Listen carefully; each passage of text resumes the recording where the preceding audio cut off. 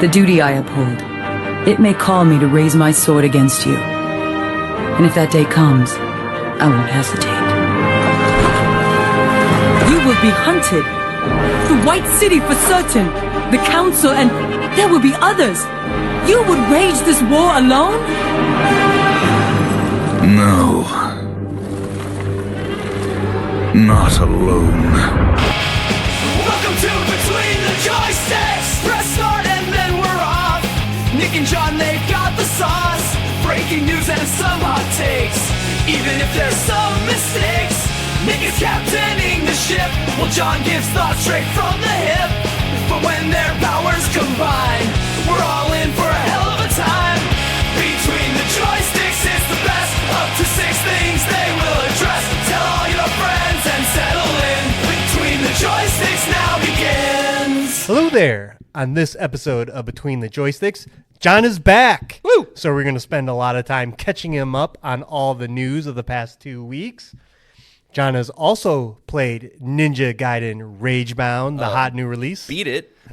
And beat it, so maybe a review. And I have completed Death Stranding 2 on the beach and will be reviewing it. All that and much more on the show. What video game character did John fall in love with on his time off, during his time off? Listen to find out. All that on the most recent episode of Between the Joysticks.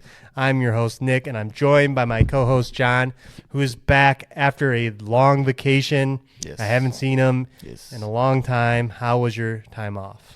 It was great. It was great. It was, I think it's safe to say at this point, people kind of know we're in the Michigan area, so I'm going to say it. I don't really care. Midwest. You can yell at me later if you would like, but I took the family down to good old Gatlinburg, Tennessee, for where the Smoky Mountains are, which is a place near and dear to my heart. I love national parks, mountains, all that good stuff. So wanted to take the kids there, and it was a great time. I was kind of a little nervous because it was our first big family trip, and 8 hours in the car for an 8-year-old boy, let alone 2 3.5-year-old girls, was a tall order, but they did pretty great. I didn't get eaten by a bear, obviously, but I did see a couple bears. I had one of those moments where an idiot actually left their car door open overnight, and I got to watch a bear crawl in their car and kind of shake it around with their 2 little cubs. So it was like probably about 50 to 100 feet away from me. It was Only your daughters came out and were like, "Can I pet that dog?" they pretty much did. They came out and scared it away. I regret kind of making such a big hullabaloo about it, but I wanted to make sure. Like I was like, Levi, my son, you gotta come out and see this, and they of course followed, and then the bear said, yeah, I don't want to mess around with that. But seeing a bear in the wild is pretty wild. well, and like I was telling like a lot of people at work, it's like I've been there 6-7 times, and the mascot of the Smoky Mountains is a bear. They talk about it all the time. Everything is bear themed down there. And the most I ever saw was maybe one like 1,000 feet away in a tree. And so it's like, oh, look, you can see one, but whatever. So to see one kind of like just walking towards me in a way was pretty cool. Yeah, in northern Michigan, there was this ice cream place. I was like 18, and they just, how ice cream comes in those giant jugs. Oh, yeah. They would just throw them out the back. And then the bears would come and just like take them and stick their heads in them. Oh, so it was like a simpatico relationship between Right. the ice cream store. Yeah, and they had a big fence, so you were at least like a bear couldn't come like right up to you. But yeah, we had a similar situation where a bear in the morning had come up on the cabin we were staying at's porch. Yeah, it's hanging out, and you're like, oh shit, it's a lot bigger interesting up close. Up close, and then like the other thing too is just like having no barrier between the bear and myself was just like it just obviously it puts you on a very high alert status. She's got her cubs, I got my kids literally behind me, so it's just like had the door open, had an escape plan. I was actually a zoology major in college, so like I'm comfortable around animals. So you're saying you could take the bear? I'm saying I know how to interact around them at least. Okay. At least you just make a bunch of noise and they don't want anything to do with you. But yeah, and did some touristy shit too. Went to Dollywood and did the water park because it was no joke about 105 real feel most of the days down there. But overall, I can't complain too much. It did take us 13 and a half hours to drive back home when it only took us 8 to get there. So some shitty road conditions, but I made it back. I'm alive. That just sucks your soul out. Oh, it was horrible. It was horrible. Like, and I'm not going to tell the whole story, but basically, like, I believed my GPS too much. Right. My GPS was like, 75's closed. Go this way. Okay. And then about 45 minutes into that detour, it said, like, no, it's open again. And at that point, I was kind of committed. And then there's some other nonsense. And I feel like, anytime it's like a big detour, it's just not worth it. It's 'Cause not. You're not saving any time. Well, I was just worried because like I was just like moving. It just tells you it's closed, right? And I could have like went to my wife and be like, do some research. What happened? Like, is it going to be fucked, or is it just an accident they got to clear?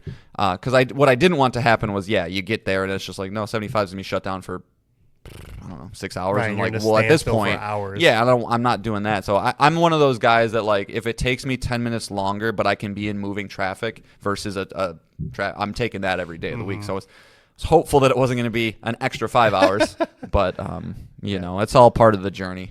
Yeah, we had a similar situation on the way back from DC, having to take like back roads because of closures, and I felt the same way. It was like, I don't think we saved any time at all. So Nope. So yeah, Waze is a great GPS thing, but it does the thing where it's just like it's always constantly looking for the absolute quickest route. When it's just like, it's cool, man. If I don't need to save 5 minutes on a 9-hour trip. I don't need to. Yeah, right. So, oh well. But yeah, it was good. It was a good trip. All right. Cool. Yeah. So we're back after a 2-week hiatus. Is there anything you want to talk about before we get into the show and catch you up on all the news that's been happening? No, this is just another one of those moments where I was literally thinking last night, like, if Nick ever asked me if I have something to say this, and now I didn't write it down, and now I don't know what it is, so now I just One day you'll have something. One day I'll have something. Okay, fair enough. All right, so we'll get into the show. This is how the show works. John and I can both bring up the 3 things to talk about for a total of 6 things. It can be a video game we're playing, a news item, a topic. It can be an email from you, the listener. We're going to read one of those later today. That email address is betweenthejoysticks@gmail.com. Twitter DMs @joystickspod. Follow us there for updates on the show. Or you can comment on our YouTube page. That YouTube page is @betweenthejoysticks. Any of those things, and we'll bring it, and we're going to talk about it.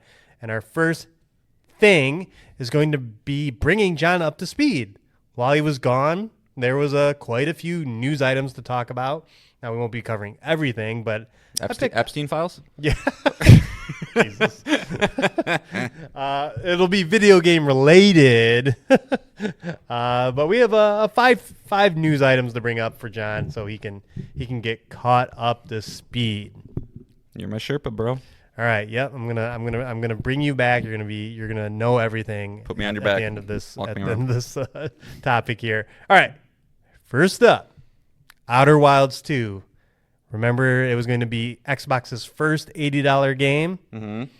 No more.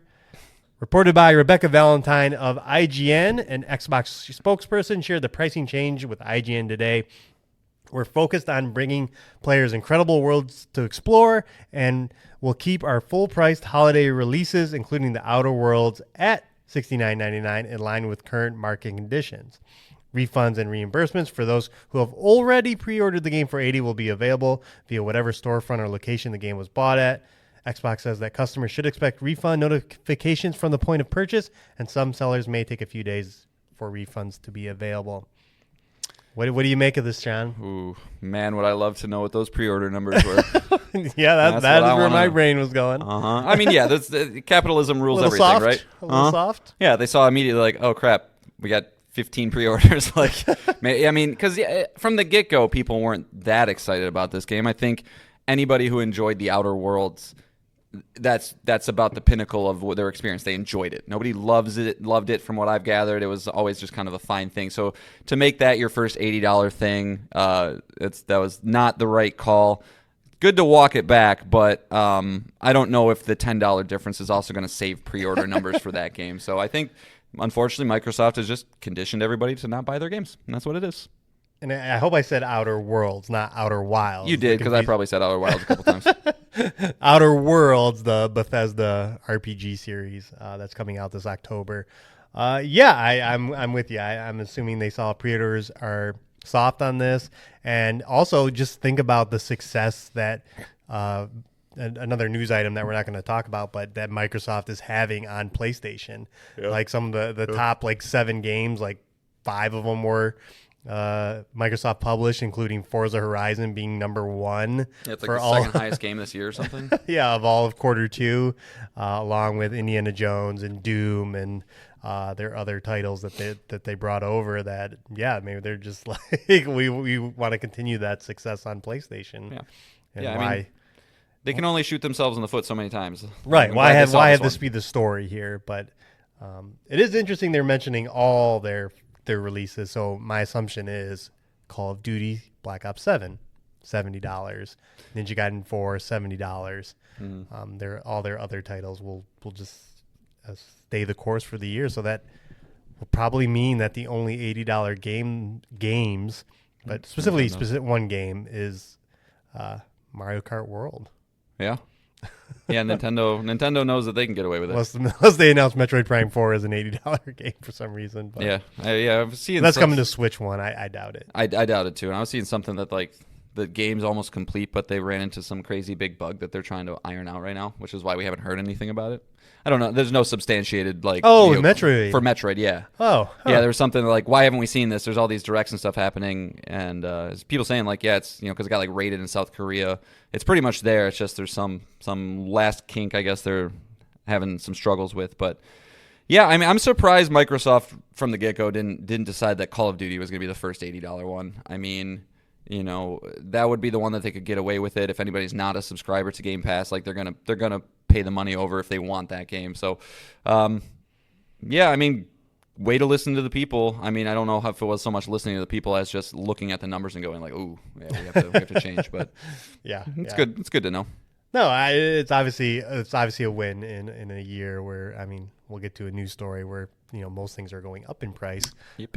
Something coming down in price is a win, 100%. Is it coming down in price though? It's not out yet. Yeah, that's true. It's just that's like, true. the PS7's At going least they're walking it back. The PS6 is going to cost $3,700. Oh no, we're just kidding. It's $500. Like, they brought Wow, look at the savings. Yeah, exactly. It's like an 80% amazing. reduction in price.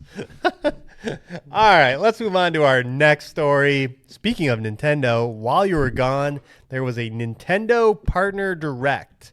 About 30 minutes of them showing games.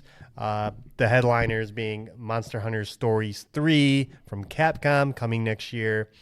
The Adventures of Elliot, The Millennium Tales, a 2D, 3D HD game coming from Square Enix coming next year, action RPG. And then finally, they ended the show on Octopath Traveler 0, coming December 4th of this year, also from Square Enix, a prequel to Octopath Traveler 1 and 2. I don't know, John, did you look at the announcements? Yeah, I did. Yeah, it sucked. Why aren't we talking about chilling by the campfire? That game looks so dope. I'm never going camping again. I can just chill with my friends around this virtual Microsoft Paint looking fire. Fun fact, it was one vote away from being 100% D in our Twitter poll. Really? Yeah. Wow. One person gave it a C, everyone else gave it a D. That's how fantastic this was. I mean, this would be one where I have a tough time not saying D. I mean, it's the first partner direct since the Switch 2 launched. That's the big It thing. needed to set the tone for what the fall was going to look like and beyond for Switch 2 games, and even Hyrule Warriors, which was there, no release date. So why even show it at this point? But yeah, just so weak. They spent a minute on Star Wars Outlaws, John. Star Wars Outlaws. A People love that one. mid-70s mediocre open world game. Yeah, I mean, to your point, man. Like, yeah, the whole thing about this one is like, how is this like what we're ready to roll out at Right. this point? Like, it's already been kind of a foregone conclusion that Switch 2 has had a very soft launch when it comes to first-party games. Granted, Donkey Kong provided a huge boost to it, but if you weren't a Mario Kart fan, you were kind of just sitting on your thumbs waiting for something. And so you would think that this first one would kind of give you the big third-party stuff, right? Is Elden Ring coming? Is I don't know if any of is Resident Evil Village on Switch?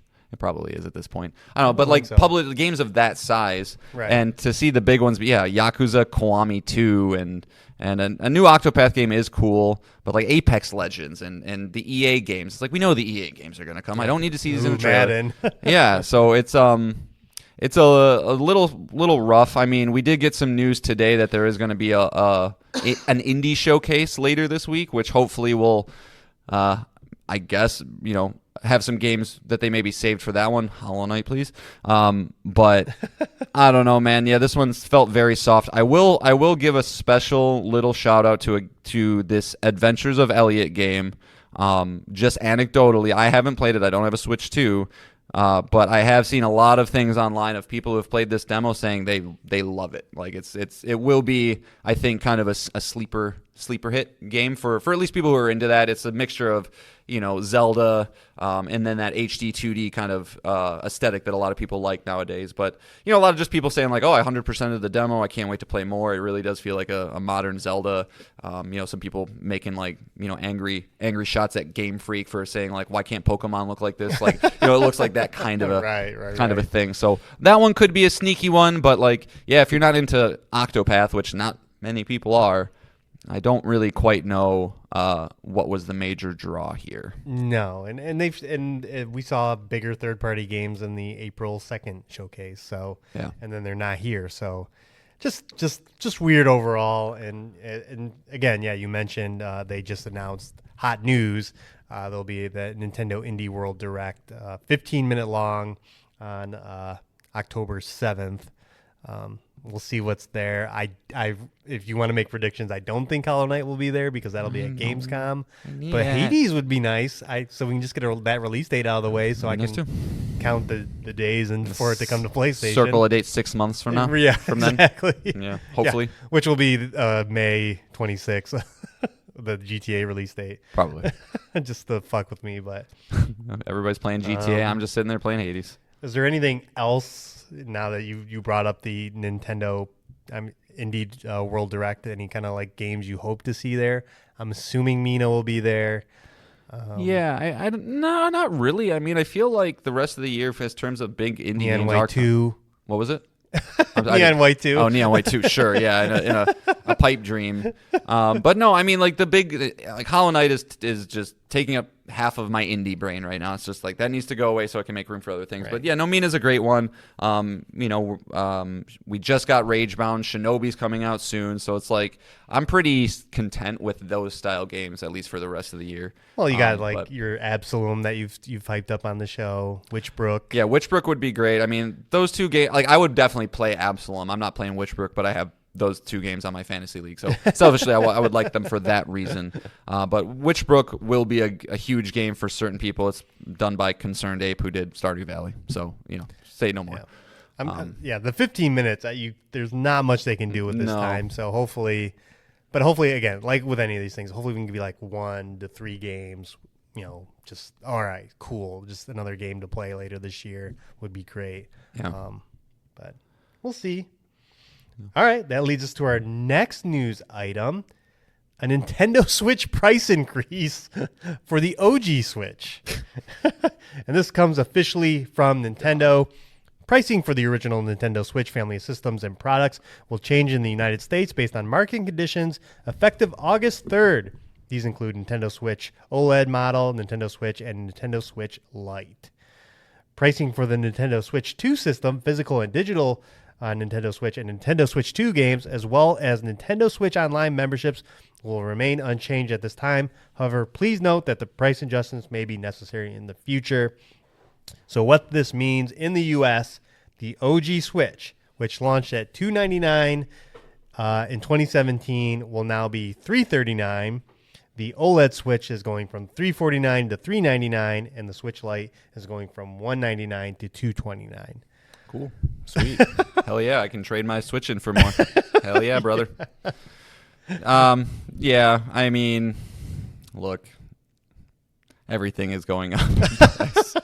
I know you hate bringing politics on the show, Nick. I'll be very quick, but this is just a tariff tax. Like I can't really view it in any other way. It is what it is. Our wonderful administration is just guiding us to greatness. It's so cool. But yeah, it sucks. I don't think it's going to affect a lot of people. I think it's going to be it's one of those news stories that like it's easy to jump on and get mad about, and you should be mad about it. It's bullshit to have a console 8.5 years after its launch to increase in price. It's just it goes against type of economical thing this industry has ever done.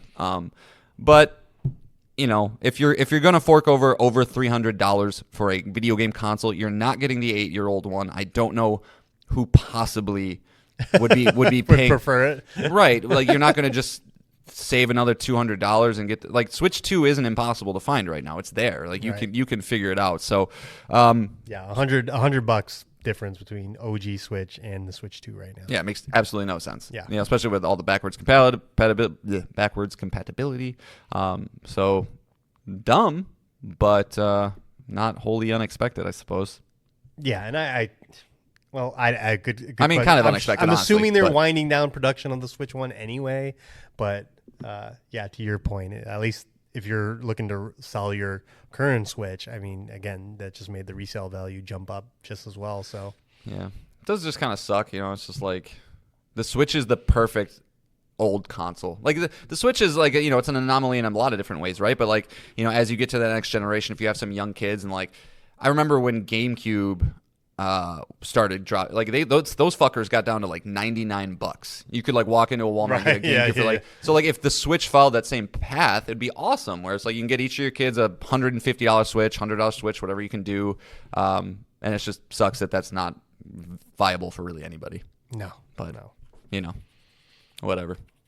We'll see. I mean, yeah, and then just keep a side eye on current consoles right now. Xbox went up in price, but PlayStation and Nintendo current gen consoles they're sticking. Yeah. So, but we'll see. We'll see what next year brings. I think they'll at least hold out through this holiday, and then we'll go from there. Sure.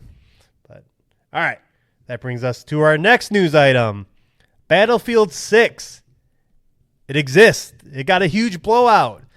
We have a release date of October 10th. It is also a $70 game, and we are getting multiple open beta weekends, including August 7th through 8th for early access if you pre-order it, and then full open betas August 9th through 10th and August 14th through 17th. I mean, it is Battlefield. That was a huge day. There was tons of news. We'll get into the event itself in just a second here, but I wanted to start things off, John. What is your history with the Battlefield franchise? Have you ever gotten into any of these games? No. So okay, stop there. No. My biggest foray into Battlefield is like, I was in college from 2007 to 2011, so prime Call of Duty, right? Like Call of Duty taking over the world. But I did have some friends that were super into. I want to say it was Battlefield 4, maybe. Yeah, I think it was Battlefield 4. And I remember fucking around with it and trying to play it like Call of Duty, and it just didn't work. No. And I remember getting very frustrated by that fact of like I wanted the fast, twitchy stuff as opposed to like bigger maps, more strategic, maybe a little slower. Not as pace. arcadey. Not as arcadey. And so ever since then, I've always. I mean, I'm not. I think listeners of the show know that neither Nick or I are competitive first-person shooting guys. So that on in of itself. Does not draw me towards these games. And Battlefield has always been the one that's like, if I'm not going to play Call of Duty, I'm certainly not going to go play Battlefield. But I thought this one looked good. We can save that until you want to. until yeah, I did get into Battlefield Bad Company 2, which is probably around that same time frame you're discussing. I wonder if that was the one you played. Let me look at when Battlefield 4's release date. Is that old? But I wanted to talk about the. Definitely wasn't that one. Event really quickly because it was pretty wild. It felt like E3 of old, game reveals of old. Like they rented out what looked like an airport hangar, and they had video walls all over the place. From the ceiling was a video wall, and then just 200 workstations where all these influencers and press got to sit down and play the game for a couple hours. It was, like I said, the whole day was just filled with people playing Call of Duty, so there's plenty of footage out playing there. Call of Duty? I'm sorry, Battlefield. Okay, big distinction. That would be really, really funny though. They just all sit down and just load up Call of Duty. To what this means, I mean, Battlefield is always, it is not Call of Duty, and I don't think it's ever competed respectively with Call of Duty. I think maybe Battlefield 5 was probably the closest. I think. Well, so I'm looking at Battlefield 1. It was 3 that was the one that I remember playing with my friends, and like I do remember there being a conversation of like, I'm a Battlefield guy, I'm a Call of Duty guy. It's like, no, I don't think it was nowhere near 50-50. But I feel like that 3 and 4 era was probably the biggest it got. Yeah, and Battlefield, like, as John mentioned, is the slower paced one. It involves vehicles, it involves classes. It's more team based, right? You run with a squad. You can spawn on your squad. There's a focus, like its most popular mode is objective based, not KD based. So it's more deliberate, more teamwork focused. So it has its fans who prefer that style of game. But I mean, but it's also a franchise that has had probably some of the most notoriously worst launches of all time, and can constantly shoots itself in the foot. Even when it's quote unquote sister franchise Battlefront, the Star Wars franchise is the same way. That I mean, they have to hit the ground running on October 10th. Because Call of Duty is coming out a month later and is on Game Pass, and they have to, you just have to hit the ground running. There is no bad launches anymore. You can't have that anymore, and I think that's why you're seeing such a large open beta in the upcoming weeks here before it launches. Yeah, I mean, I was gonna say I feel like they say this every single time a Battlefield comes out, and like I feel like talking heads, people like Nick and I, so I'll say the same kind of things of like they have to hit this time. But I think they're pulling the right. They're doing their marketing campaign thus far. I think they're doing a really good job. I didn't see the event, but like I bet that getting a warehouse and getting everybody into a same room was probably trying to invoke the feelings of back when these games were fresh and new, and you didn't feel like it was just the same thing over and over and over again. And Call of Duty, despite being as big as it is, it will always be it will always be huge. I do feel like there is a fatigue about it right now where people are starting to go like, why is Beavis and Butthead in the game? Why is Nicki Minaj in the game? Why is this so bright and colorful and Fortnite-y? And like we just want to get back to, what we're here to do, and that's like warfare type shit. And I remember people seeing when Battlefield 6 got unveiled, they're like, thank God. This is like what I want. I want something that feels like I'm in a fucking middle of a war zone, and then adding cool little elements like you can drive a car in and your friend's down, they can latch onto your car, you can drive them to safety. Even if the iterations are small, it's not just like, okay, we have different guns now, and we're gonna put jetpacks on everybody. It's like I don't want like nobody wants that. So it does seem like they're returning to roots, and again, and there's an appetite. Like and the audience is hungry. So I think they recognize that. Like, I'm not saying like if this one doesn't hit, it's the end of Battlefield. EA is not going anywhere; they'll continue to try. But like, this does seem like if they can do it, if they can effectively launch this game in a solid state with the right people backing it and have a good product, I think you could eat a decent chunk into that Call of Duty right now, specifically. Sure. So I don't know. Yeah, we'll see. I mean, I'm not going to play it. I think I learned my lesson again with Black Ops 6. I was just like, it's just not going to happen. But excited to see how it's received. I think people who are into Battlefield, this one feels a little different. Feels like they're going to put a little extra into it. Yeah, I think at the very least I will check it out. It's an open beta. Why not? Spend an hour or two just seeing how it feels, see if anything connects. Obviously, again, as you mentioned, it's not our game, so not very likely. But it's hitting at the right time, and if it'll stick the landing and maintain that momentum, it can survive until Call of Duty, or not Call of Duty comes out, but Grand Theft Auto comes out, and then it'll go away. Yeah, sorry. But yeah, I think again it was kind of a neat day where again it took me like 10 years back. Yeah, exactly. To these kind of events and intentional and this kind of noise around a specific product like this is just excitement. All right, that brings us to our final news item, a secret showcase. A showcase where there really was no news about it. I believe I just randomly saw someone post about it on Twitter. THQ Nordic had a showcase last Friday where they showed off a couple games, some we've seen before, Reanimal, The Eternal Life of Goldman, a game John and I have hyped up on this show for its art style and its platforming, and another one of those Metroidvanias to look out for. But I really wanted to focus on what it ended on. and that was the announcement of Darksiders 4. Now, if you're not familiar, Darksiders is a franchise that's been around for a while. Started in 2010 with Darksiders 1. It's about the 4 horsemen of the apocalypse. In the first game, you play as War. Pop quiz, hotshot. Who are the 4 horsemen? Their names in Yeah. this? Well, War, like what- yeah, okay. Strife, Fury, and Death. Oh, I think you're right. This one says Discord, and I was gonna, but I think you're right with Strife for sure. This one says War, Death, Fury, and Discord, but all right. Maybe it wasn't the original, and then they ended up changing it. But No, I I know think he's you're- Strife now I think because it of is Darksiders Genesis, the top-down game. It was Strife. So Okay. yeah, and so it followed like this war between heaven and hell, and then you're kind of like the mediator between that, the guy that's there to figure out why this war happened. Did you play this game, John? No, I All played right. a little bit of the first one. I think which one's the one that they say is a lot like Zelda? The first one. First one. Okay. Yeah. Played a little bit. No more than like an hour and a half. The second one, you play as Death, and it was more loot based. There was like purple and legendary loot and stuff like that. But and then THQ filed for bankruptcy. The franchise was up in the air, and then Gunfire Games took it over for 3, Genesis, and now this Darksiders 4. But I want to talk about Darksiders 1. Darksiders 1 is a sleeper hit. It's an actually really good video game because, as John mentioned, it's a Zelda-like, great combat, great puzzles, that kind of Zelda progression, and great story, great voice cast. Troy Baker's in it, Mark Hamill's in it.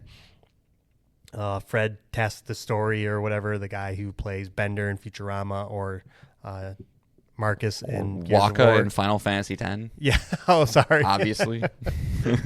Yeah, it's just a surprise hit. Great video game overall. But one of the best, and sorry, there's going to be spoilers for a 15-year-old game here. One of the best parts of Darksiders was it has one of the best video game endings of all time. Wow. Of all time. Throughout the game, you're playing as War, and because of the conspiracy in the game, you cannot summon the other horsemen. It's just you by yourself, you doing everything. They're kind of the shadow looming over is like, oh man, it would be crazy if the other horsemen were here. And then the game ends on this epic quote where this angel's like, what are you going to do? You're going to go to war with heaven and hell, and you're going to do this all alone. And then he destroys this MacGuffin that summons the other horsemen, and he's like, no, not alone. And then they show the other 4 horsemen coming down in the sky like meteoroids, just like your character came down at the beginning of the game. And it just ended right there, and you're like, holy shit, dude, like the next game's gonna be awesome. They're all 4 are gonna be there. And then Darksiders 2 prequel for Death, Darksiders 3 prequel for Fury. So what is the teaser trailer for Darksiders 4?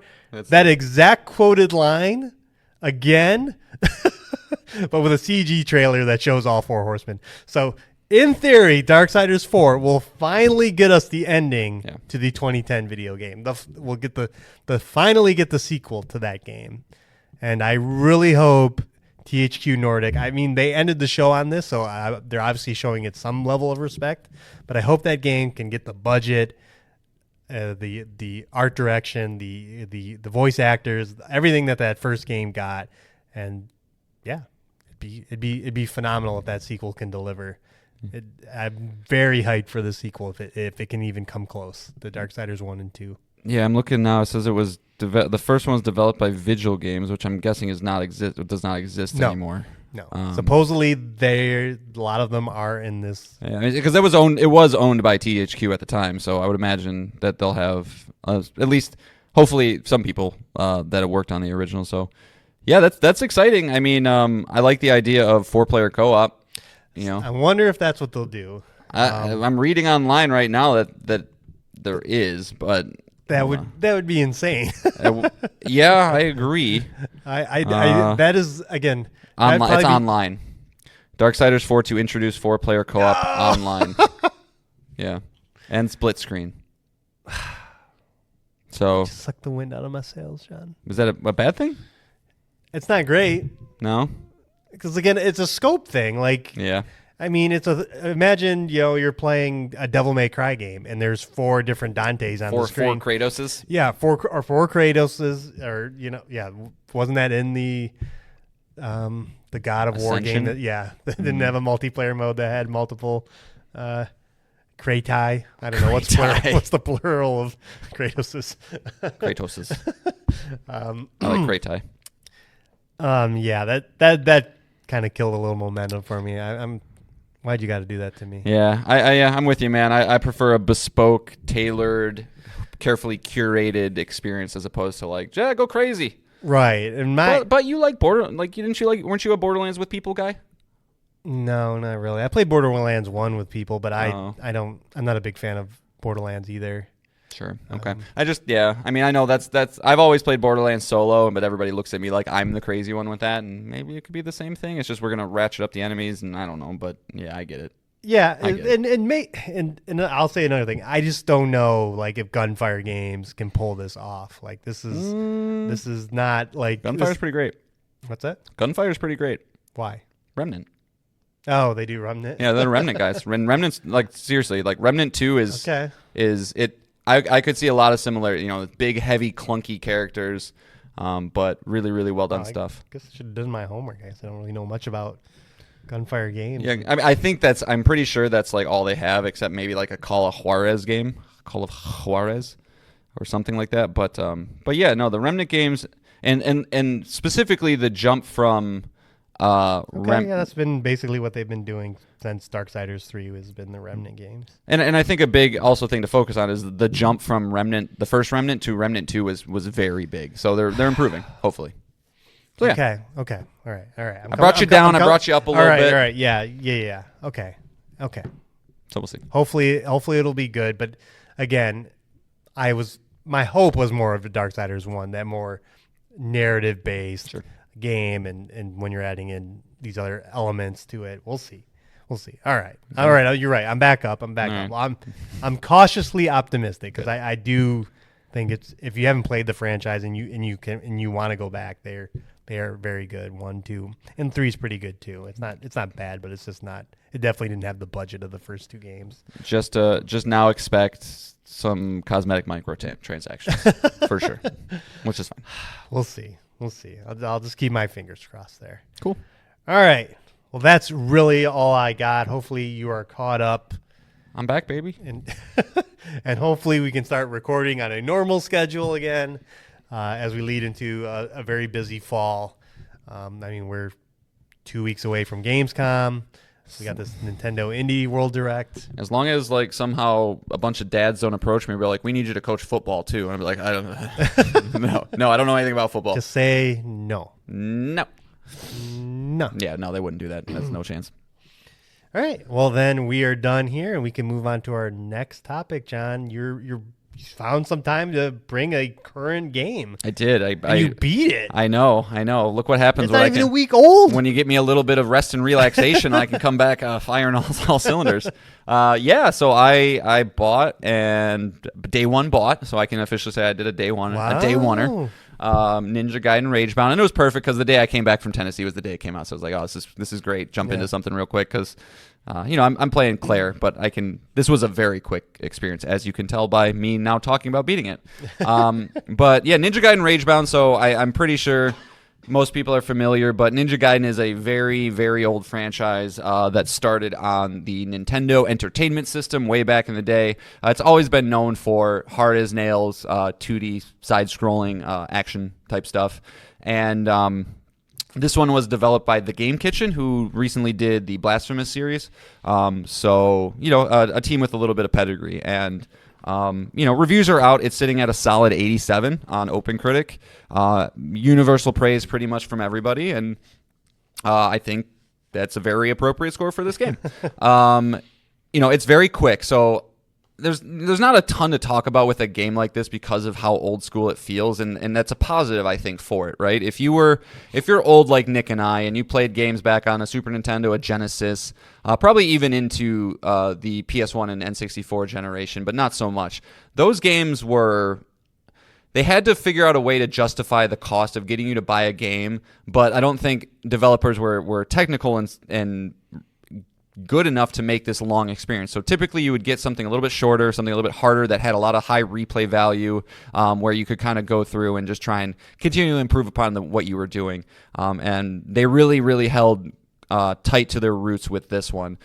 First and foremost, this is absolutely gorgeous game, right? It's pixel art with a modern lens through it. So if you are an old school graphical guy that likes the pixel art, you can appreciate how difficult that can be.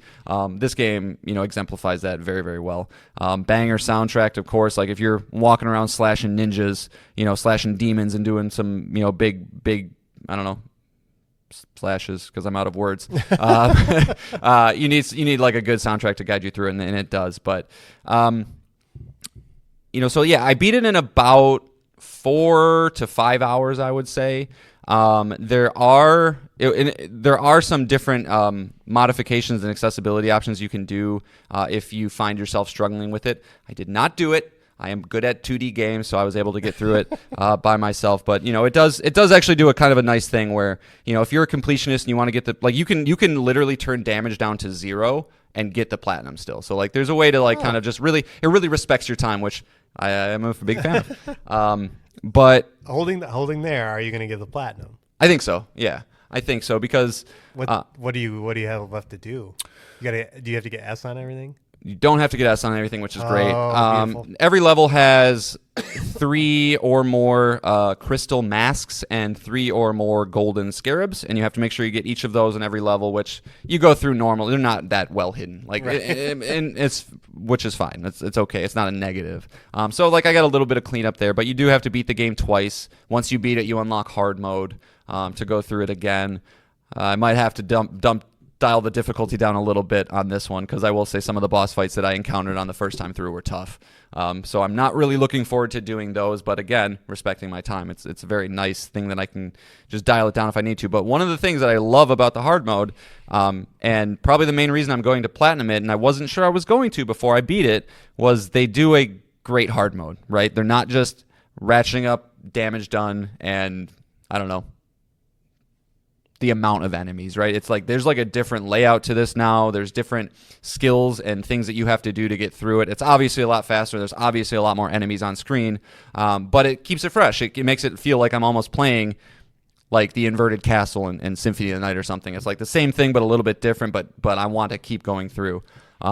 But you need to do things like kill 3,000 enemies. I think I got 52% of that through on normal mode, so I'll get through that naturally. There shouldn't be really anything that's going to require much to do. It'll be pretty straightforward. But I do think this is a game that I would highly encourage people to understand what it is before you go into it. And I'm even, I think, a little bit guilty of this. Is I kind of saw the game and I just immediately went ooh, love the art style, love 2D games. I love, Hollow Knight and Metroidvanias and things. I'm going to love this too. And I do, but I did kind of underestimate just how old school it does feel, where it's yeah, dude, you have a slash, you have a double jump. That's not a double jump. It's you jump, and then if you hit jump again, you spin, which you can bounce off projectiles and other enemies. So it kind of keeps you in the air a little bit longer. And you have a ground dash, and that's about it. Without a little bit of spoilers, you do eventually get some way to throw ninja stars or kunai. But R2 doesn't do anything. L2 doesn't do anything. L1 is just a duplicate button of X. So it's a pretty simplistic game. But aren't you playing 2 people at once? No, not at once. So slight spoilers, I don't think this game is narrative heavy at all, so you can choose to skip if you'd like. But eventually you do come across another ninja who you basically imbue into your body, and then so she's the one who allows you to throw things. Okay. So with square you can slash, with circle you can throw a thing, and that's from her. So you're not doing multiple at once. But so all that to say, it's it really does. It's a very fine-tuned game because they do a very good job of keeping it simple but engaging, because you have a combo meter going, where when you kill an enemy, that thing will go away after about 10 seconds or so. So you constantly want to move forward. You're getting graded on your timing, how fast you can get through the level, how cleanly you can get through the level, the collectibles and all that stuff. So it does have a lot of replay value to it, but if you're just like a kind of person that's like, I want to beat it once and put it down, you might be a little disappointed by the length of it. Sure. Again, it's got that old school feel to it. Like I checked the walkthrough and I was kind of shocked I was on the last world, but it made sense once I beat it and how much they kind of put into the extra sides of it. So, maybe we'll do a not score right now. Let me get the platinum. But like I'll tell you, it's trending between an 8 and a 9. Like sure. It's somewhere right there. I don't think it'll drop to a 7. At one point, kind of early on, I thought maybe this is like a 7-ish kind of game because I wasn't really feeling it. But you gain the muscle memory, you gain the flow of it, you gain kind of and even like enemy placements, right? It has a little bit of that Hollow Knight, Dark Souls feel where it's like the first 5 to 6 times you're fighting a boss, don't try to beat him. You're not going to beat him. You need to learn what he's doing, and then once you do, and then you get that satisfaction of getting through it. But overall, $25, pretty good price. I thought it was 30, so I was it felt like a little discount. and it kind of got me a little ready for Shinobi a little bit later in the month too. Yeah. But any interest in this one from you? To be honest, it's the art style. The art style just does not do it for me. As opposed to someone who just I did play the demo. There's a demo for Shinobi out. I played that. I'm like, oh, this is so pretty and very, very pretty and feels good to play. That I'm like, okay, I can play this one. But no, I watched IGN's review. They did like a 10-minute review. I was like, nah, I'm good. I can wait for a Shinobi. And again, these are not usually my jam anyway. These are you could probably play 12 of these a year. I'll pick 1 or 2, to go for. So these are my version of open world games. Yeah, exactly. So, but yeah, I mean, we're starting the fall of the ninja. Yeah, the year, or basically the year, I guess. Ninja Gaiden 2 remastered started off. Ninjas have had a really good couple of years. When you start to even consider like the Wulong, it almost like started with like Sekiro maybe, where it's like you got the Wulongs and the Fallen Feathers and the there's always a ninja Wukongs and all that stuff. So yeah, what was that? What was it? Rise of the Ronin. There's another one. Yeah, that one kind of came and went. But did you ever play? Because what Shinobi makes me think about is Mark of the Ninja. I did actually. When I got my Switch 1, that was I don't know. I was looking for indie games and I think it had like a 90 on Metacritic or something. I was like, holy shit! Like, all right, let me check this out. And it was a little more stealthy than I liked. Yes. Where really good on playing with shadows and things like that. But that was a good game too. Yeah. I never beat it. Yeah. Ninjas make good video game characters. So ninjas are cool, just like samurai, just like soldiers to some degree. It's just you just want to be the badass guy that goes in and gets shit done. Well, yeah, let's hope this trend continues because, we have Shinobi into Ghost into another Ninja Gaiden game. So hopefully the year of the Ninja continues with some being a very successful theme. All right, let's move on to Death Stranding 2 on the beach. I have completed it, John. Yay! Good job, Nick. You went from no Death Stranding to now you have I have both 250 hours under your belt or something. I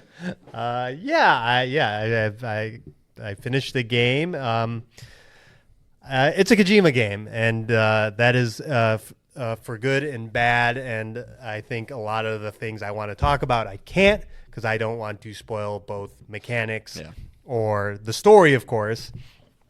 But if you're familiar, like I said, the comparisons I made to MGS5, they're there. There are mechanics in this game that will blow your mind, that you have no idea that are coming and that you'll be able to do, and they're just wild. You'll be like, did they just really say I could do that? And then you go and do it, and you're like, okay. Yeah, that's pretty amazing. And then the story will always make you question, like, what the fuck is going on? Things will come out of left field. A final battle that's just in your wildest dreams you can't even imagine, but fits with Kojima's previous games. So I think, again, your mileage with Kojima will determine your mileage with this game. That being said, I will agree with a lot of the complaints around this game seem to be around the difficulty and the fact that either it's feedback from the first game or whatever, that they just made it so you can just be using vehicles the whole time. And though I know a lot of people don't like that. They like the idea of seeing a bunch of crevices and mountains and being like, how do I I do love a good crevice. with using ladders and climbing pins and other gear get over this, as opposed to, okay, I'll just get in one of the 2 vehicles in the game and just drive my way up and just look at the mountain and see that, oh yeah, there's a path that my vehicle can get up there. I definitely feel that, but I also will say, like, the challenge is there. The game is what you make it.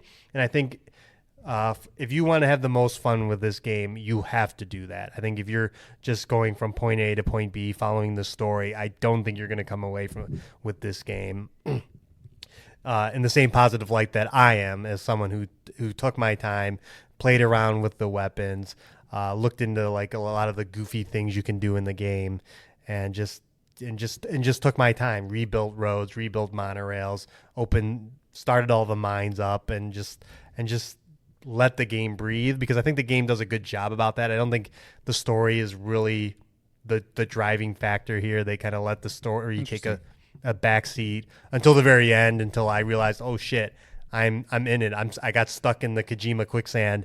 I'm in this till the end of the game. I can't pull out and go, oh, I want to just finish up a couple of missions first. It was like, oh, I'm in for another 4-hour ending sequence in the game. So yeah, if you do those things, I think you will find the fun here. And again, just like MGS5, this is Kojima at his best with systems and tools and gameplay elements that, like I said, you won't experience anywhere else, and you'll have a great time with if you take your time and play around with it. Do you have any questions, John? We do have some listener questions. No, I mean, I want off the air questions, because I want to know what fucking mechanic you're talking about. Sure, I'll let you know off the air. But pal of the show, Jesse, he wrote in on Twitter. He asked, will this be a Game of the Year contender for you? Yes, it definitely will be.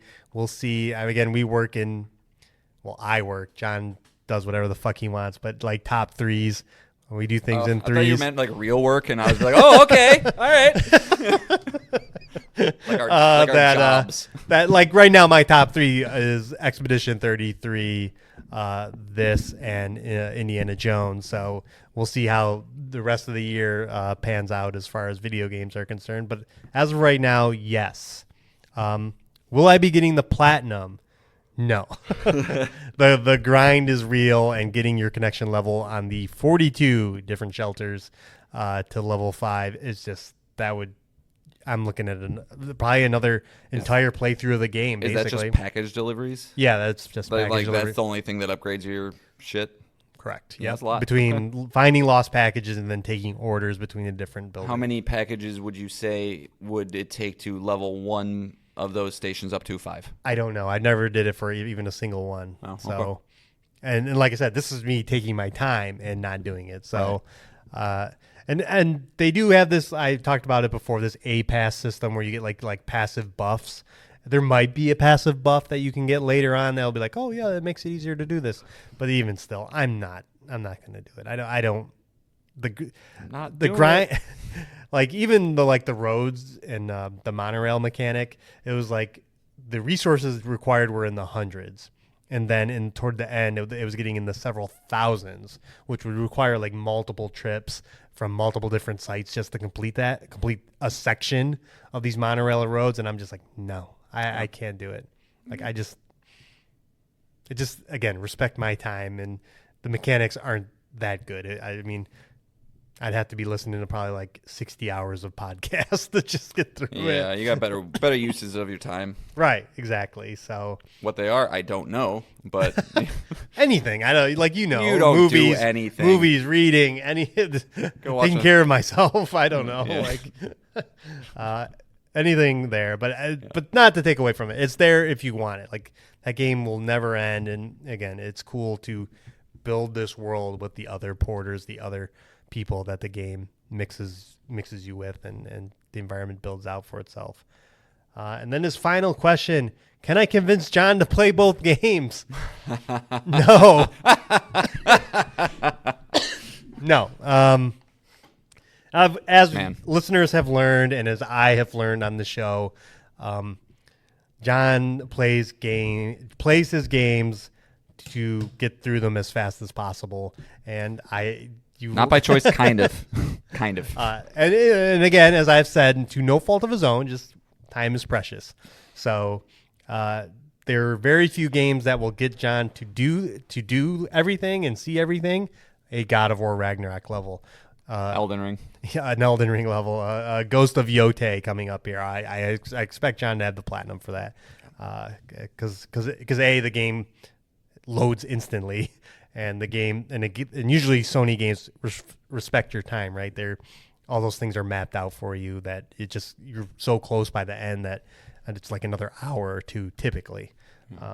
Here's what you can do, Jesse. First, you got to call up Kojima, get him to make another iteration that doesn't have Norman Reedus in it, and then you got to come kill my family, and then you need to fly me out to New Zealand, and I'll play it at your place, and I'll do it.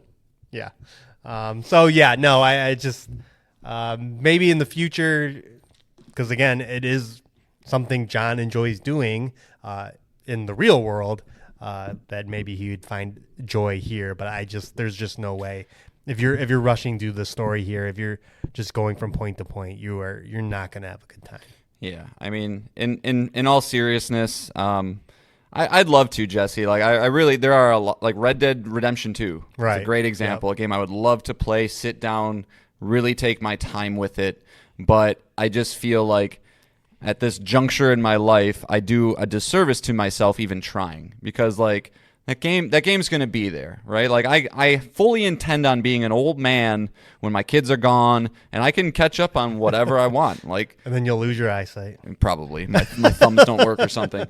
But so maybe there's a future where that's the case, where I have a little bit more free time. Games look so good nowadays. It's not like going back to 1994 and trying to play Final Fantasy 3.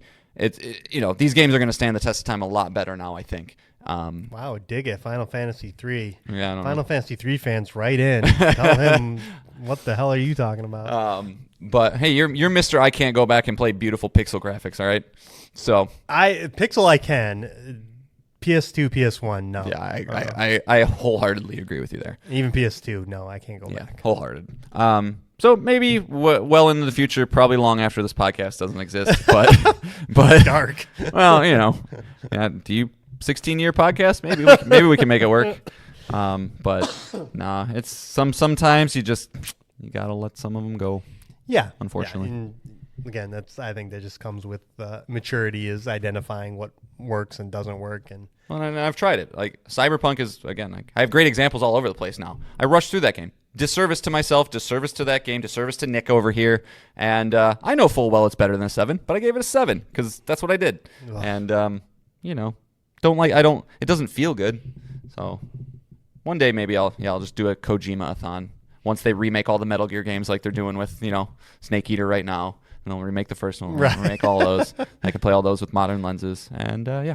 Well, the Death Stranding 2 director's cut, I'm sure that's coming at some point when it comes to PC, and gosh knows what improvements it'll get. Do you see, like, does this game have any potential for DLC, for like an expansion, for anything like that, do you think? Or is it pretty bookended with what Kojima wanted to do? Kojima strikes me as the kind of guy that does not like to do that. Right. I mean, I could see like quality of life improvements if there was a director's cut, but I don't think so. This game has got all the improvements from Death Stranding 2. I don't think he'll come back to this one like he did Death Stranding 1. Do we think there'll be a Death Stranding 3? And they definitely set it up that way. But if there is, it won't be Kojima doing it. So you figure that out. Like Kojima's is like, I think he's 65, 62, I think. Which means 61. And he's got 2 games already we know of, OG and Fizzant. And by the time those games are done, he'll be pushing 70, close to 70. So your mileage with Kojima games is probably these 2. I think Fizzant will be his magnum opus, especially what they promised when they announced that game of the cross media project that's going to be. That I think Kojima that'll be the final quote unquote Kojima game, and then everything else he consults. He's in that Shigeru Miyamoto role of They roll him out, and he just goes, "Yeah, this is a Hideo Kojima game," but his involvement isn't as much as these other games have been. So I don't know. Oh, Kojima. But yeah, I give the game a 9. It is that good. It is Hideo Kojima hitting his stride and perfecting this new franchise he has, while by just taking everything from his old franchise. So, well, when you have a 40-year career, you get the luxury and benefit of being able to, I can pull some from this and this and this, and I've already done this, or basically all of it. I just copy it, but yeah. But yeah, well, it'll be interesting to see what where we see Kojima next and what OG even is. So OD, yeah, sorry, OD. I keep calling it OG. All right. So as far as my game playing, I'm not gonna finish Doom. I gave it back to John. I'm just not gonna play games I'm not feeling. So. I understand. I get it. Definitely the front runner for most disappointing of the year, even though it's still good, but where my expectations were. I get it. Right. So, yeah, tried the Shinobi demo. I think that'll be the next big release I play. I don't know. I've been looking for like a cozy game, something chill. I don't want to think too hard. I want to relax. I don't know if you're going to get that from a Metroidvania. Well, I'm saying I'm looking for that before this. I might bring like a Wander Stop. You know what you need right now? You need mixtape. That's what you need. Yeah, I wish. Yeah, I you wish. need that. Maybe it shadow drops at tomorrow or at the Nintendo World Direct. I got a bridge to sell you. But all right, that moves us to our final topic, an email from a listener. Again, you can write in and be read on the show. That email address is betweenthejoysticks@gmail.com. This comes from pal of the show, Jesse. Hey guys, I enjoyed your discussion on the games you rated 99 of 100 last week, but I had a few questions. John, what makes Elden Ring a 99 out of 100? Is there anything you would change about it? What don't you like about it? I loved Elden Ring, and I can see how it'd be your 99 out of 100, but for me personally, I think it's too vague in its storytelling, and some of the quests are near impossible without following a guide. The dungeons are too same, and there's a lack of boss enemy variety in them. Wow, shots fired. Yeah, I agree with some of that. Nick, what would you change about Cyberpunk? What don't you like about it? Sorry, I have this cough. I think games can definitely be rated perfectly, but still have flaws or aspects that aren't perfect. It's the culmination of amazing things that makes it perfect in our eyes. My 99 out of 100 game would be Sekiro. I think the combat is flawless, enemy and boss variety is great and challenging. Story and lore is explained well, but there's a few bosses and certain mechanics that I don't like. And if I could change anything about it, I'd make the skill tree more useful and have more variety in special moves. Looking forward to the next episode as always. Thanks, Jesse. Nick's got a frog in his throat. Yeah, I do. All right, John, we'll start with you since he asked you first. What makes Elden Ring a 99 out of 100? Well, I'm so glad you asked, Nick. Thank you for asking this question. I think Jesse, your perspective is absolutely right. If I believe you're a long enough listener of the show to remember Nick and I's pie episode, and part of that was to kind of identify what it is about games that really draws us to them, and what do we favor over other things and whatnot. And maybe we should revisit that at some point. But for me, the narrative side is definitely the least most impactful.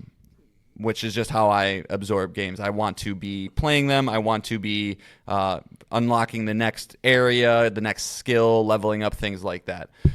So when Nick originally asked me, what's a 99 out of 100 game, it's like, I'm not immediately kind of going through and, this has the most amount of things I like and the least amount of things I don't. Because I think like the de facto answer to that question is probably Tetris, right? Tetris is usually what I hear when people go, what's the perfect video game? And they go, Tetris. And you go, cool, I get that.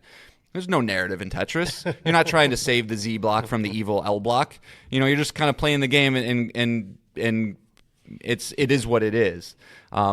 So I think with that into consideration, it's like with Elden Ring, I do think it's the greatest open world that's ever been made. Alongside with something like, where it drew its inspiration from with like Breath of the Wild, Tears of the Kingdom, things like that. But the sheer organic nature of exploring that area, that whole map is amazing. I agree with you that some of the dungeons can be a little bit samey, but I don't think that that's what needs to be focused on. I think the focus should be on the legacy dungeons, right? Stormvale Castle, the Halig Tree, Crumbling Farum Azula. Like, these type of places are the places that, when I think of it, it's like, oh yeah, there's some really good variety and cool places to explore. And then just the icing on the cake are those little dungeons that when you're just kind of riding torrent through the lands, that you'd be like, ooh, what's that? And you go in there and you do a little thing, you get a nice prize, and you keep going about your journey.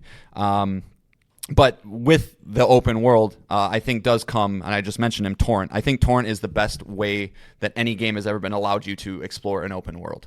It's just the ability to pop in, pop off, the quality of life where you can just you can jump with him, you can double jump with him, you can get to where you need to go, you can move fast, alongside the checkpointing system where you can kind of get to where you need to go, so that you're constantly exploring, you're constantly doing something that you want to be doing, was fucking awesome. And I think anybody who is a fan of a From Software game doesn't really need to be explained, like, their combat, but that's a 10 out of 10 automatically. I think it's just the culmination of everything that From Software has done. I will give you Sekiro might be a better combat system, but that's on the assumption that people want to parry a lot. And parrying is something I'm definitely coming around to after playing Nine Souls and some other games, but when it comes to what I like about From Software combat, I like dodge rolling. I like kind of being light and nimble and getting through, light on my feet and that kind of stuff. But what I mentioned a little earlier, Jesse, about disagreeing, I do disagree. I think like the bosses, like there are some reused bosses, but again, I think we can't fault the game for this. Like, it's got over 100 of them in the game, and like, yeah, some of them are a little samey. There's a bunch of dragons and things like that, but you can't discredit the bosses that are in there, right? The fire giant, or Millennia being one of the most iconic bosses in recent gaming memory. So those things all together are great to me. Yes, the story's vague, but I've kind of grown accustomed to From Software's vagueness when it comes to storytelling, and one of the things I do appreciate about them is, like, there is story there if you want to get to it, and it's a lot of effort. It's watching YouTube videos, it's reading about the family tree of this story, but it is there. But I will admit to you that, like, yeah, it's not the most digestible, and if you are somebody that wants kind of more of a narrative adventure alongside your gameplay, it is going to lack a little bit. Is it wild that that's George R.R. Martin? Yeah, it's kind of wild. It's a weird, like, that was like the big selling point when that game got revealed, and like right. Nobody ever talks about it No, anymore. It's just like, no. I think it's just the world has soured on him a little bit. Oh yeah. Post Game of Thrones and post not writing our shit. Yeah, 100%. But yeah, I think so with all those things kind of combined, I think the last final piece of what makes it a 99 to me is something that you kind of mentioned in your email, is that it's got that je ne sais quoi for John, right? Like, right. It has everything that I look for in games. And while I know that that's, it lacks in certain areas, what it does do is everything that I look for, and it does it to a 99 out of 100 degree. Now, you mentioned what would I change? Not much, but I do agree. I think a quest log could be useful, and it can be an optional thing, right? Like, I think developers should embrace on a whole the ability to put options in for players. It's extra time. I know development cycles are long enough as it is, but playing through Clair Obscur right now, it's like, give me. I'm gonna, like, you guys are gonna get sick of me with this game with the mini map discussion. Let it be an option. Like, I get you want me to explore and be immersed, but like, let me have that option. And so, like, if there was an option to put on a quest log or to, like, mark areas of the map to at least allow me to know where I need to go, I have this furled finger and I don't know where to take it, could be nice. Another big one, easy pop in and pop out multiplayer. FromSoft games have had multiplayer for a long, long, long time, but they continue to make it kind of annoying. I don't want to have to find an item. I don't want to have to put it on the ground and summon a person. Just let me be able to select a friend, invite them to my game, and boom, they're in there. Right. That would be gret. And then the last thing I thought of, which easy mode. No easy modes. No, but what kind of in that same vein, as I think, like, a training mode would be really nice, like a boss training mode specifically, where you can go in And like you can even like have it turn on where are the fucking hitboxes right now, right? Because like anybody who've played the final boss of Shadow of the Erd Tree knows how insane that fight is, and it's impossible to even kind of see where you need to be at certain moments. So it'd be really nice to have like a training mode, kind of like Guitar Hero, where you could slow it down, you could make yourself invincible if you need to, just so you could kind of sit there and get the repetition down of the movement, so that you weren't having to fight a boss 75 times and have to keep reloading in and do this and all this stuff. So I think that would be kind of nice. But a boss rush mode, I'm so shocked, especially because that's that's their thing. Like the bosses and boss designs, that there's not an easy way to go and see them again. Yeah. If you're like, oh man, I love that fight with that salamander that spit fire and had a fire sword. Just from a streamer standpoint, right. World record and speedrun standpoint, like you could, It'd basically be the Hollow Knight Pantheon, but without it. Exactly. And like, do that. And, you could have a thing where I guarantee somebody would no-hit all of them. That's just going to happen. Oh, of course. But, yeah, so, no, great question, Jesse. But, yeah, I think I've explained myself okay. Yeah, and remember pre-Elden Ring, like the hype for that game was on another level. Right, an open world From Software game, and the trailers drew a lot of buzz, and then the game came out, and it was just as good as you ever thought it could be. And that was probably the most memorable moment of the Fantasy League, was because that was your first pick that year. It was very early in the year, and I think when I checked the reviews, like that, that early morning review rush, it was like a 98. I'm like, what the fuck is that? Just everybody was giving it 10s, and I think it settled down to a 95. But yeah. Yeah, good stuff. Wow. But then, going back to Cyberpunk, there was a point I thought of after the show that I don't think it's brought up a lot about games like this and a game like Red Dead Redemption, and like the budget of those video games is insane. I think, John, you just heard for the first time not too long ago that Run the Jewels made a custom song for Cyberpunk. Yep. And I think when you think about Cyberpunk and replaying the game again, just wandering the streets, the level of detail and the level of money invested in that game, between the radio stations, and it has you can turn on the TV and watch random TV stations just like in Grand Theft Auto, and that you can, each of these brain dances has individual artwork, and there's all these different billboards and ads, and the city is huge, and you're just like, I'm playing $1 billion game right here. How did this even get made? Right. Right. And Grand Theft Auto 6 will be the same thing, $1 billion game. There's just a scale that no other video game will ever be able to compete with, and I think very few players can afford to do that, and CD Projekt Red happens to be one of them.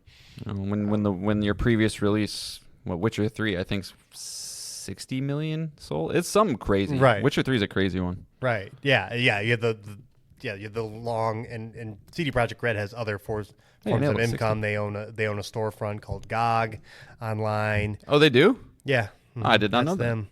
They have other sources of revenue that they can invest an insane amount into a single video game, and they have the cachet that people will buy in, just like they did for Cyberpunk. Are you listening, Valve? Are you listening?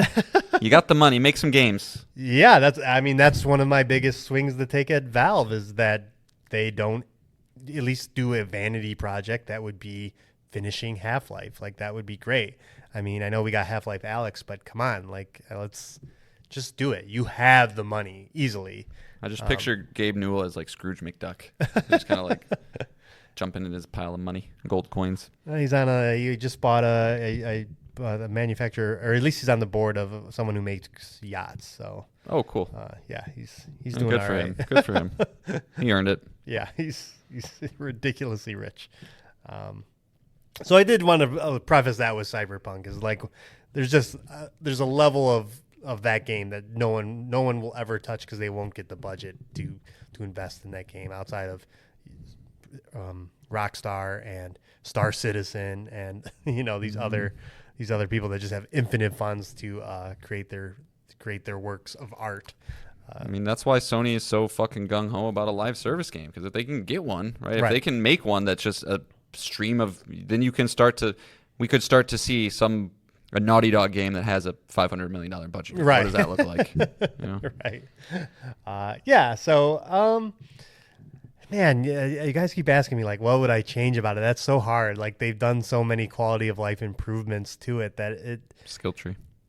Yeah, we talked about that last time that they made changes to the skill tree, and I'm sure that is probably where a big focus is in the sequel, and just having more options. I know like hacking is a big thing, and same with Elden Ring too. Like builds, like the more diverse builds you can have, the more exciting the game can be. Yeah, I can't believe I didn't mention that. I had it in my notes. Yeah. Elden Ring's difficulty forces specific builds, but it would be cool to do crazy, weird builds in both Cyberpunk and Elden Ring that are just really out there and weird. But no, there's not much that I don't like about it. I think, again, it's a world that you get lost in, and if you're taking your time and you see the side quests and you follow these relationship quests to their conclusion, there's just similar to like what I was talking about with Death Stranding. There's things in Cyberpunk that you do that you won't do in any other video game. And again, I think that's the quality of the quest writing, the amount of money they put in that game, that they can pull in Idris Elba. Like, oh, I'm on a quest with Idris Elba. Like, that's how many video games can say that? Just one that I know of. So what Nick's trying to say is he would take out the they them pronouns. That's what he's trying to say. Hey, I mean that you can be whatever you want in Cyberpunk. Yes, you can. And you can adjust your penis size. You can be hung if you want. That game is. It is. The character creator is arguably the best part of that game. Like, the character creator is awesome. I mean, probably more customization options. Like, especially when you run into people that have like exposed prosthetic limbs and stuff like that. And I know mods kind of went into that territory, but obviously just having a more robust customization in general. The most recent update added a car that you can change all the colors on the fly, so it just digitally will just repaint itself at any time. That's cool. That you want, and seeing more stuff like that is definitely cool. Something, and the game is all about the net, right?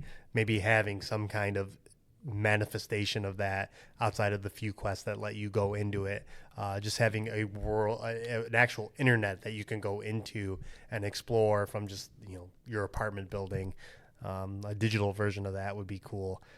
Just stuff like that. Just leaning into the cyberpunk and the aesthetic and stuff like that would be great. And I'm sure the sequel will address all that in 10 years from now when it finally comes out. Yeah. All right, Nick. I want you to pick a second 99 game. Is there any stipulations? Like, because technically, like current gen? Your stipulation is to follow your heart. That is your stipulation. I mean, Red Dead is up there too. Yeah, I would say more modern would be preferable. Red Dead Redemption 2. Like, they keep the rumors of another or a PS5 SKU of that keep coming out, and that would be huge. That would be enough for me to. I've only played through the game once because it's just such an undertaking. Same reason why I haven't played Cyberpunk twice is because just like I don't want to go through 80 hours of video game again. I can't wait to see your face when you get to Cuba in Red Dead 2. You're like, no. No, I'm never leaving the opening areas because that's the best times. In the story of Red Dead, things get worse and worse. When the gang is all together. Yeah, for Arthur and the gang as the story progresses. So I'll just play in that golden era, the first era, and I'll never leave. I'll just hunt and explore. Batman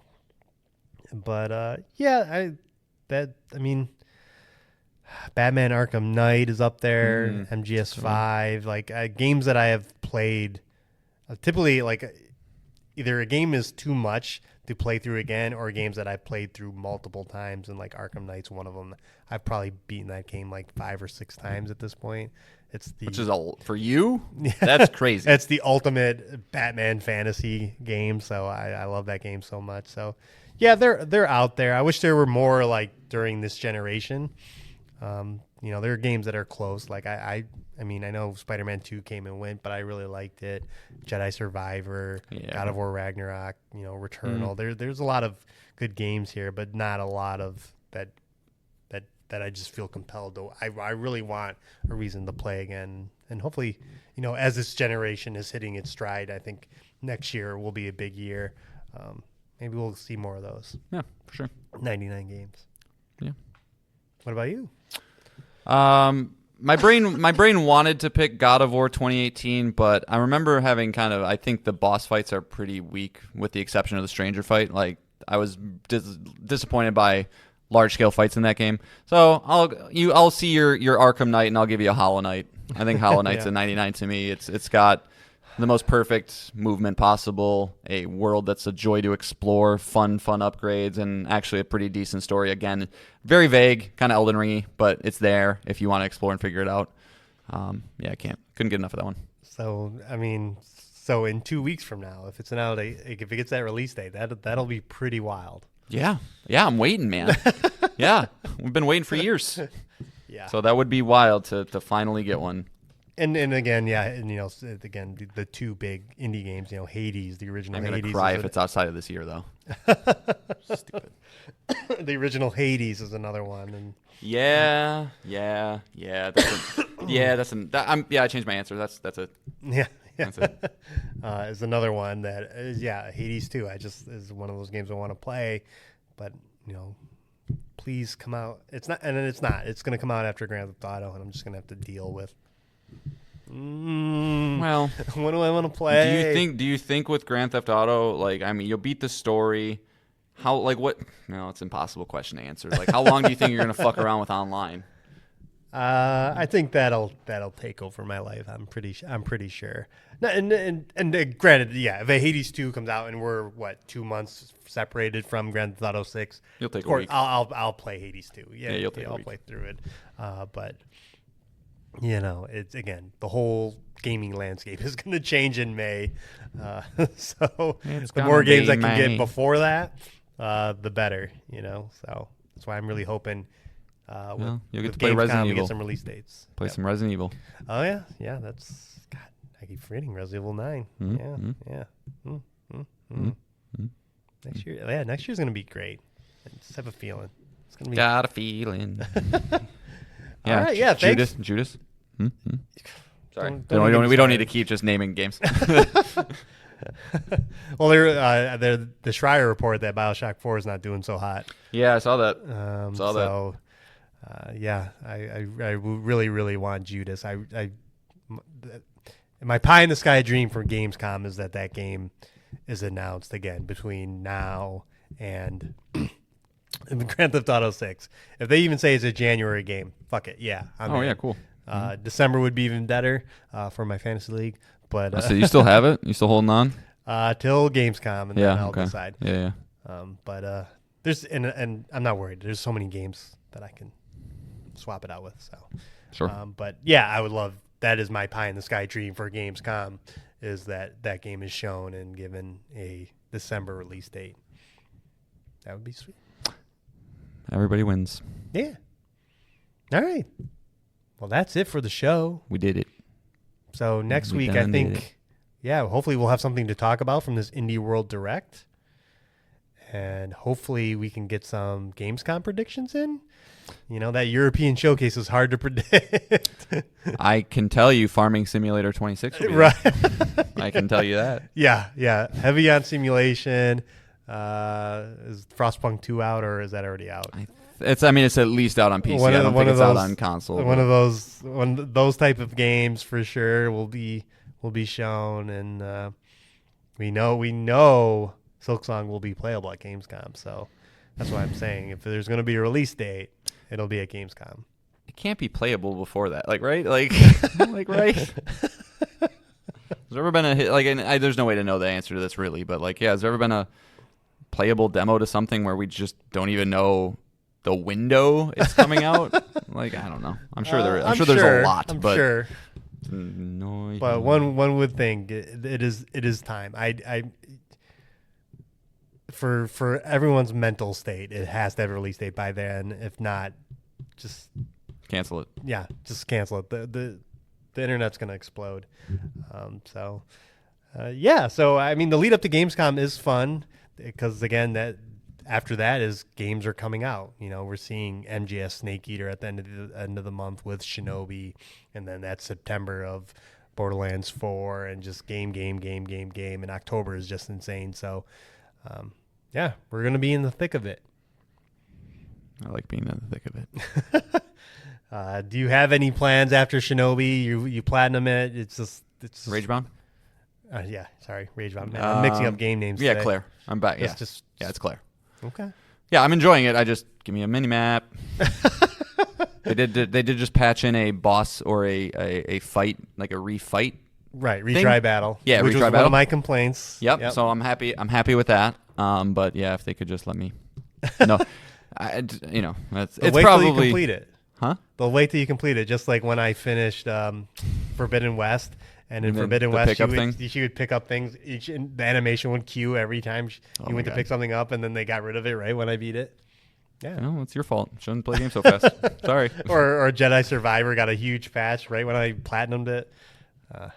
Whatever. Yeah, that's the right mentality. Just go, whatever. At least I. I was having fun because Yeah. it didn't stop me from playing the game. So, like I said, I'm keeping my heart open to find a new game, but probably taking a little bit more of a break till the end of this month. So, cool. Sick, bro. Sick, All right. Sick dog. Great show. We're back, hopefully on a normal cadence again. So we love you. We thank you for listening.